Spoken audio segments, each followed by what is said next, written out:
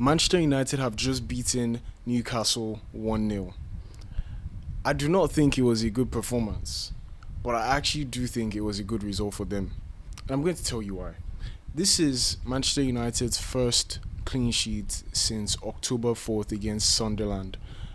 That's a lot of games and that's a lot of time, and I don't think that that's something that they should sniff at just yet. I don't think it was a good performance, like I said. They only had 33% ball possession at Old Trafford. I mean, if you were a Manchester United fan 10, 15 years ago and you heard this kind of stats, you would be absolutely shocked because I don't understand why a home team, a team of the stature of Manchester United, should have 33% possession at home. It's not like they were a man down. They had 11 men playing against 11 men, but they just looked terrible in terms of keeping the ball or actually having possession of the ball. And everything that they got in this game was basically from counter attacks or the one goal they did score, which was a worldie in my opinion. So you have to say that this was not a very, very strong performance. But I do think that this was a good result for them.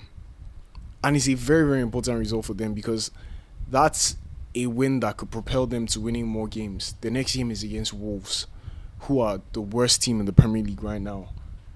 They've won no game this season. They've drawn 2 games this season and they've lost 15 out of 17 games. The honest truth is I think that United were a bit lucky in this game because Newcastle were awful in terms of trying to put the ball in the net. I think they were terrible in terms of being clinical. They could not even create a good chance, in my opinion. They just looked like they were not ready to score. And I'm just like, I could already tell that United were going to win this game just from looking at how the game was going. Every time Newcastle got the ball, it just did not look like they had what it was going to take for them to score. I don't think they had a proper chance in this game where you think to yourself like, yeah, that could have been a goal, except the one shot that they had which came off the crossbar, but everything else just looked like it wasn't good enough. It just didn't look like they were ready to score goals. So I do think United might have been a bit lucky here. 1-0 is a clean sheet. They'll take it. They won't complain about it, but I do think that they were a bit lucky because Newcastle were quite awful in this game. Like I said, one bright thing that they could look at is a clean sheet. First clean sheet since October 4th.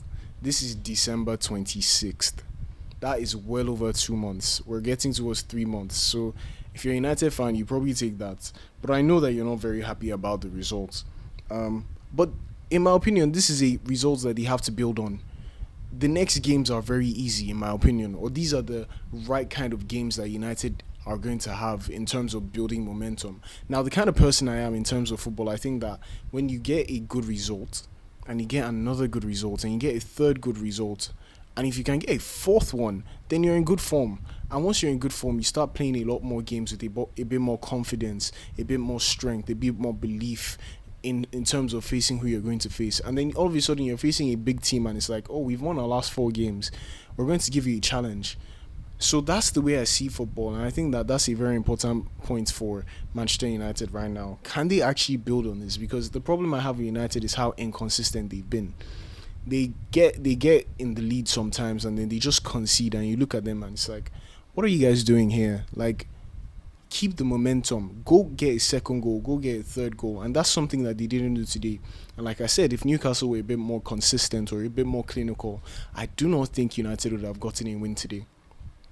But like I said, they have to build on this. Their next game is against Wolves. And after Wolves, they play Leeds. And after Leeds, they play Burnley.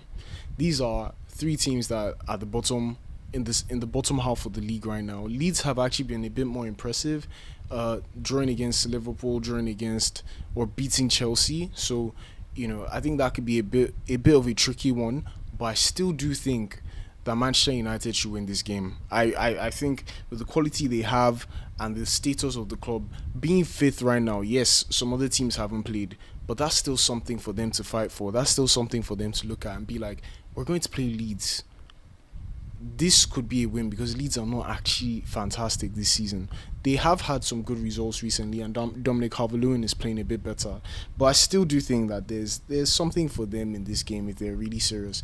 But now, like I said, Manchester United have to keep the momentum, and with keeping the momentum, maybe they actually start to play better football.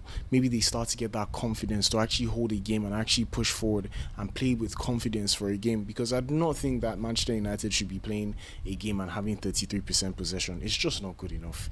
This is a team that's trying to fight to play in Europe next season.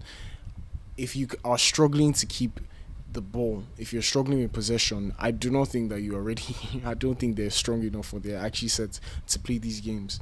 For me, like I said, I think for a normal team that's not inconsistent, this could be a turning point for them. But I don't know how much I trust United to do this because I think Amorim is a very interesting coach in terms of his decision making. I know a lot of United fans today were thinking that this was not like his decisions were interesting, changing the formation. I'm sure a lot of people wanted him to change the formation, which he did, but he changed it back, and his substitutions were quite interesting because bringing on taking off players in particular, taking off Casemiro, who looked absolutely confused by that decision, taking off Lissandro as well. Those were two players who actually did very well in this game. I understand that probably the Mount substitution must have been because of a possible injury, because I don't see any other reason why I should have taken him off. But I do think that it was a very his substitutions have always been interesting. I think every time he makes a substitution, people ask questions about it.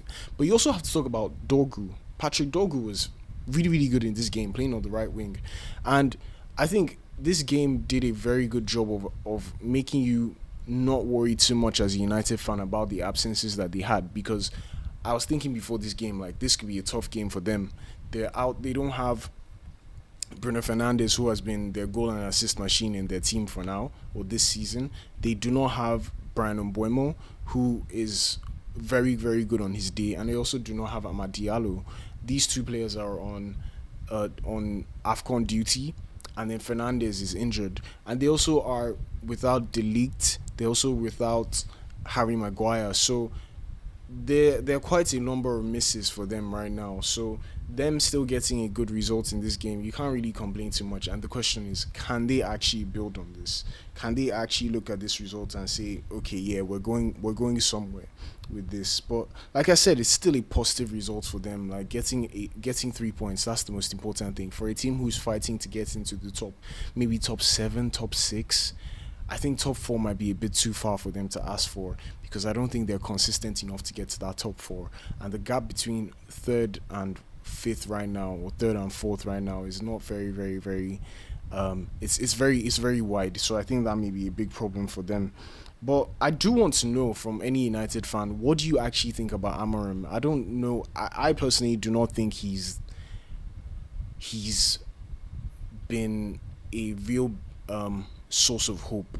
If you're a United fan, I don't think he has sparked any confidence in fans. But what do you guys actually think about him? Do you think he's the man for the job? Do you think his style of play is good for United? Do you think he's lacking something? Is it the players he's lacking? Is it in terms of his tactical decisions?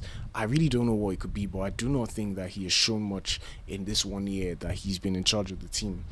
But I will say that this is a lot better than where they were at this time last season. Being in 5th around Christmas time, getting into the second half of the season, that is still a good position for them compared to last season.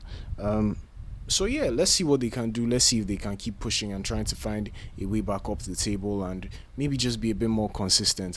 Like I said, if they get 3 more wins on the bounce, then there's something for them. There's something for you to be like, okay, this team is actually playing well, and they could go into the next game against Brighton thinking, yeah, we have we stand a chance here.